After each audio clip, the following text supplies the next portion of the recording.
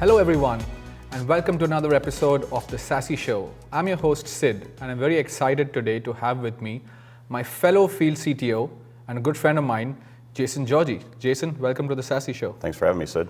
So Jason, before we get into talking about SASE, why don't you tell us a little bit about what is a Field CTO and how do you spend your time here? Because I get the question a lot. It is a good question, and I'm asked all the time, what does the field mean? And really it just means I'm field facing, right? So I'm interacting with customers, even partners of ours, all day, every day, right? So I'm talking to them about what we do on the SASE side. I talk to them about SASE thought leadership and what that should mean to them as an organization, how they can position their organization to take advantage of SASE, and then I collect feedback, right? So as they're telling me what's going on in their world and how their world does need to change given everything that's going on and driving their need for transformation, that's good feedback that I can take back internally, right? And then start to have conversations with product teams and things like that around, this is what I'm hearing, right? So it's just that interface between what we do from a technology perspective and the customer, really.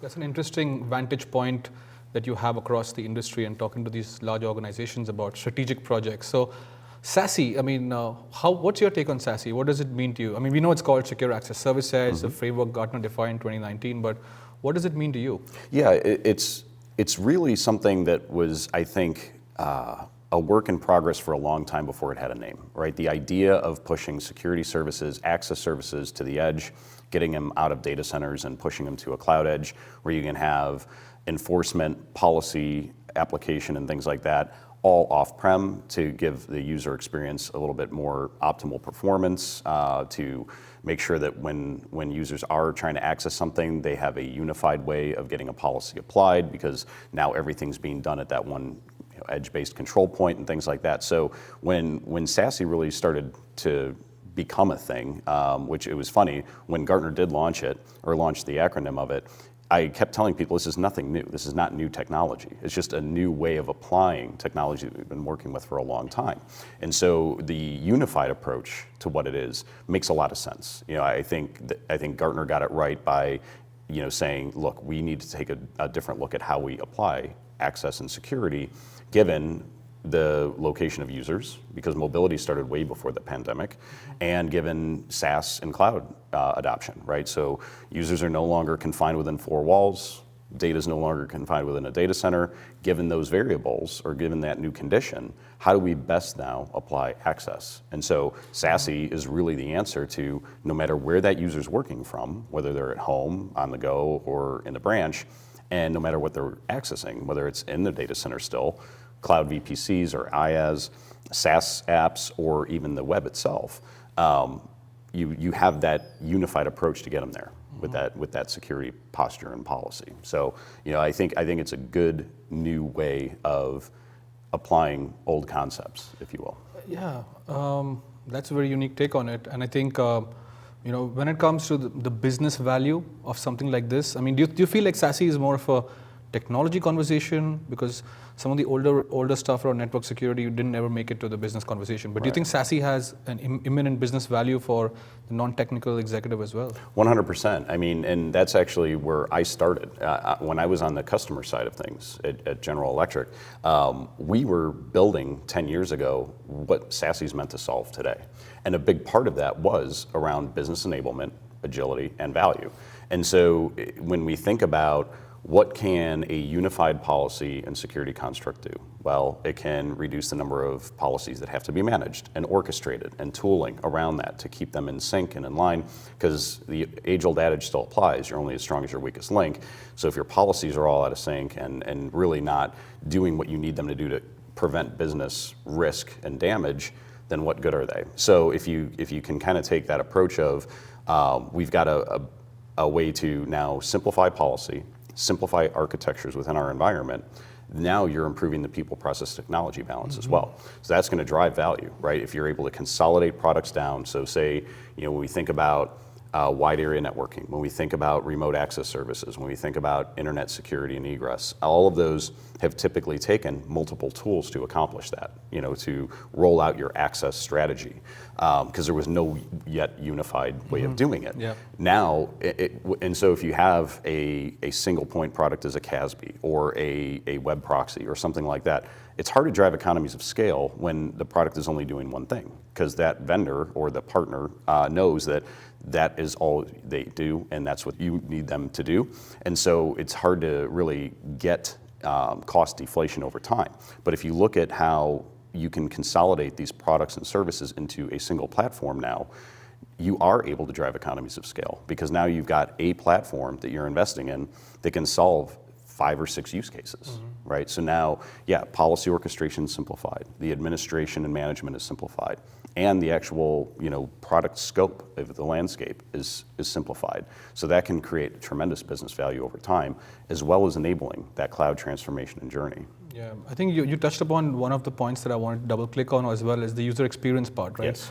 So do you feel like with this newer way of doing things, and the business value also has to do with user experience, like can we demonstrably improve users' experience with their corporate assets and applications, you think? Well, yeah, absolutely. And I think it's a required part of doing SASE right. I think if you look at pushing these security services to the cloud, or a cloud edge, or using even a cloud as transit for these users, once they hit that cloud, get policy enforced, and then they're riding across that cloud to an egress point, whether it's a data center or something else, all of that can be great for improving user experience, but what about the visibility? This is technology. Stuff's gonna go wrong, it's gonna break.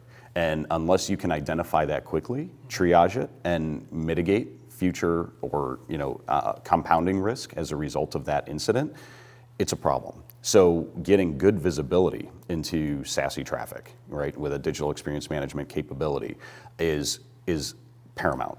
Everything from the endpoint itself, every hop in between, and it shouldn't matter where that application resides. If it's a legacy data center app, like even or writing on a mainframe or an AS400, should be visible. SaaS apps, it doesn't matter. So as soon as we can see something go wrong, let's take care of that. And that's going to give operations teams some relief as well, right? Because now they can return to innocence a little bit by saying, oh yeah, it's your ISP provider, your broadband provider, or your laptop's running hot. Maybe you installed a new application or something and it's chewing up CPU or memory. All of that is stuff that we need to be able to see. Yeah, and all this stuff was hard to do early on, right? Now Impossible. The power of the cloud is kind of unlocking all of this. So look, it's clear there's a lot to unravel in terms of the business benefits and some of the technology constructs. So I would ask you, and it's not an easy question, but if I were to ask you, what would be your broad design principles from an architectural standpoint? Like, not at a deep technical level, but if you had 3 or 4 things you would like to tell a CISO or a CIO, these are things you should consider. What would those be? Yeah, the biggest thing would be cloud services are great because of what they can do from a multi-tenancy perspective, right? You're using shared infrastructure, so costs can be lower, you get hyperscale capability and things like that. However, multi-tenancy in the wrong application of it can mean disruption, right? If you have certain customers that are overutilizing a service, and not by at fault, it's just they're using it and they're using it a lot. But if it's used in a way that is impacting other customers, that's problematic. So my biggest advice around architecture is look for something that can apply virtual single tenancy, right? Make sure that when you have your cloud architecture, just like a VPC or an IaaS, right? You're using physical shared, or shared physical infrastructure, but you're not necessarily sharing the same virtual services, right? And so with that, how are you able to keep things clean from a data sovereignty perspective or a data separation perspective, utilization perspective? Well, because it's all yours. It's your contained-like environment.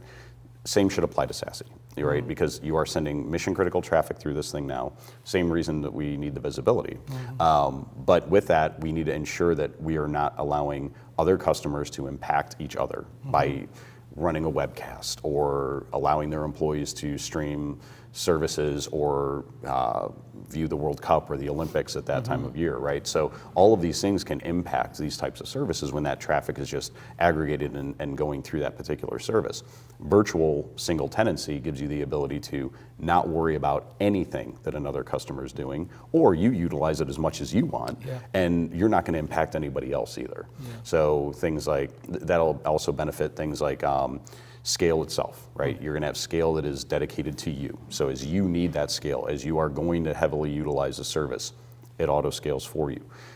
As you use this for egress services, can you get a dedicated egress IP address? Absolutely, and that's critical to banks and financial institutions that are still doing B2B type transactions like that, right? And so it's incredibly important from that aspect. It's good for SaaS, whitelisting and blacklisting, making sure that if there's bad behavior going on by one customer of that service, it's not knocking other customers down because they're all coming out of a shared egress IP address, things like that. So it just completely de-risks the move to SASE when you can apply a virtual single tenancy architecture. And on that point, I was talking to a customer in Asia Pacific, where I'm from, and what they told me was they were able to use this capability to whitelist their organization's IP addresses in Office 365. Yes. So they got like a massive benefit just by virtue of the SASE architecture, that they were able to define where the traffic, what kind of traffic is going to be accepted. Yes. Which meant that if an attacker, maybe they compromised the credentials, if they were not protected by the SASE architecture, they would be blocked by Microsoft Office 365. Yes. Right? So incredibly important, and that's Office 365 is a great example, but that can be applied to really any modern SaaS service, right? Where if you're doing tenant enforcement, how do you do that outside of user and group? Well, by IP address, right? Or where the users are actually coming from. So if you're able to do that, and then they see, an attempt at access from something outside of that, can be blocked automatically, and you don't have to worry about it. So it's a really good example. So what would be a one piece of advice? Let's say an organization has a SASE project coming up in 2022, right? In 2022, and they had to start planning for it. What would be a one piece of advice? I'm asking you a very difficult question because it's hard to condense it into one, but it is. But everybody asks kind of the same question that's looking at SASE now. Like, how do I kind of get started? What does a roadmap actually look like? And I said, look, SASE can do a lot. When you think of the core capabilities that Gartner rolled out in 2019, right? SD-WAN, firewalls as a service, Zero Trust Network Access, CASB, and SWG, that's a lot of capability, right? It's big, if you think about what it can do. It's not something that should be overwhelming or intimidating. It's more like, what is the need you have to solve for today? We're talking for a reason. Do you need to increase your remote access scale or security? Do you need a better web security capability? Do you need a new SaaS security CASB type? What do you need to solve for? Start with that, hyper-focus on getting that problem solved. And then once that platform is in, because it is a platform, look across your environment. What else can that solve for you? And then look at, okay, I do need, so let's say we did start with remote access replacement, right, to increase security and apply Zero Trust Network Access. But now my proxies are going to be up for renewal in a year. Maybe we start having that conversation. I do need a SaaS security capability because I am worried about SaaS risk and risk tolerance and compliance. Okay, let's start having that conversation. Now that users are going back into the office a little bit in that more hybrid type environment rather than everybody working from home, let's look at WAN transformation. How do we optimize connectivity and cost for the branch, right? So it starts with something, whatever that compelling event must be for that customer, whether it's security or transformation of some technology or another, but now it's in place. What else can we apply that to? And then that's what's going to drive greater business value as we continue to consolidate and collapse services into that platform. Great advice, and I think it all boils down to the architecture selection. If you select the right kind of architecture, then you can start small and keep growing, right? So, 100%. All right. So Jason, we're done with all the SASE questions. Thanks. Now there's a question that I've been asking all my guests, which is, what's your favorite movie of all time? It doesn't have to be a cybersecurity movie, but do you have one in mind? Yeah, I would say, I've got a bunch, but the one that always comes to mind when somebody asks that question is Independence Day. And why? Because it seems like, so when the aliens invade, right, it's like, how can we possibly defeat these guys, right? They've got their shields, they're like destroying cities in one fell swoop. Like, this just seems like an unsurmountable task, right, to try to fight back. But then, funny enough, there is a little cyber in there. Jeff Goldblum's character creates a virus, uploads it to the mothership, brings down their shields for a few minutes, and can now actually start doing some things. So it's kind of that tale of good versus evil, overcoming insurmountable odds, and then just an overall feel-good story against attackers. Attackers, yeah. No, I think that's actually, I didn't realize that Independence Day actually is a cybersecurity movie. In a way, it is. Without that, there would be no plot, right? So that's correct. Jason, it's been an awesome conversation, always entertaining, always engaging as always, and I'm sure the audience learned a lot from our discussion. So thank you again for making the time. Thanks for having me, Sid. I appreciate it. Thank you, and we'll do this again soon. Absolutely. All right. Until next time, this is your host, Sid, with the SASE Show, and if you want to continue to stay engaged, there's going to be a QR code that's going to flash up on your screen. Please click that and you'll be taken to a landing page where you'll have an opportunity to interact with Jason, myself, and the other guests on the show as well. And hope to see you next time. Thanks for joining.